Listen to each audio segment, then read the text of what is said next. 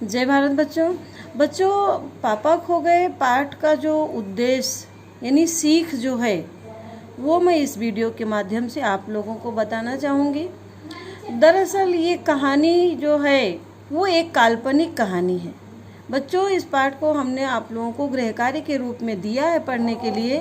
तो ये एक नाटिका है, यानी जिस प्रकार से ड्रामा प्रस्तुत किया जाता है उसी तरह से ये पाठ है। इसमें जो है सजीव पात्र भी हैं और निर्जीव पात्र भी हैं। सजीव पात्र में मतलब जिसके पास जीव है, जैसे कौवा और लड़की और बच्ची को चुराने वाला वो चोर, ये सजीव पात्र हैं। और निर्जीव में कौन कौन से हैं?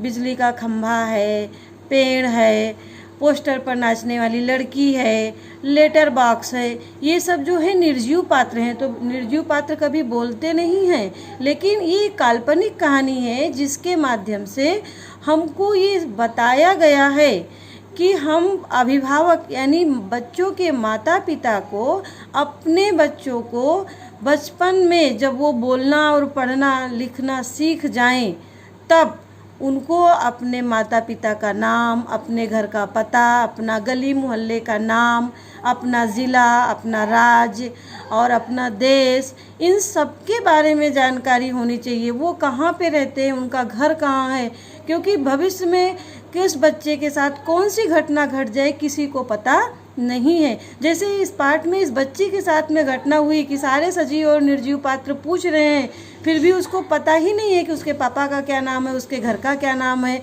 उसका घर जिस रोड पे है उस रोड का पता नहीं है, उस गली मोहल्ले का पता नहीं है। इसलिए सारे पात्र मिल करके भी उस लड़की को उसके माता पिता तक नहीं पहुंचा पा रहे हैं।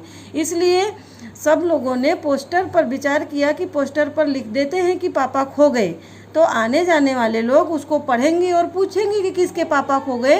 तब वो सजीव और निर्जीव पात्र मिलकर के उस लड़की को बताएंगे कि ये इस हालत में यहाँ आई है, एक आदमी ने इसको चुराया था, हम लोगों ने उससे इसे बचाया है, अभी इसको अपने घर का पता भी नहीं मालूम है, इसलिए जहाँ कहीं भी इसके पापा हों आकर इसको ले जाएं। ऐसा सजीव और निर्जीव पात्रों ने मिलकर उस लड़की को उनके घर तक पहुँचाने की कोशिश की है।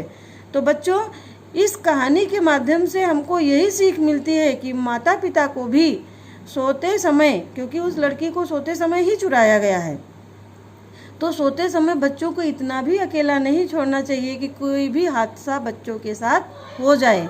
और दूसरी बात कि बच्चा अगर छोटा है तो उसको इतनी जानकारी तो ज़रूर होनी चाहिए कि उसके माता पिता का क्या नाम है, उनका घर कहाँ पे है, कौन से गली मोहल्ले में है, उनके माता पिता का मोबाइल नंबर। बच्चे गेम खेलते हैं, सब कुछ उनके मेमोरी में रहता है, तो इतना तो उनको सुशिक्षित बनाना चाहिए कि अगर कहीं वो भूल जाएं, खो जाएं, तो अपने घर का एड्रेस पता वो दूसरों को या पुलिस स्टेशन में या किसी भी इंसान, मददगार इंसान से बता सके। यही सीख हमको इस पाठ से सुनने को, समझने को मिलती है। ओके बच्चों।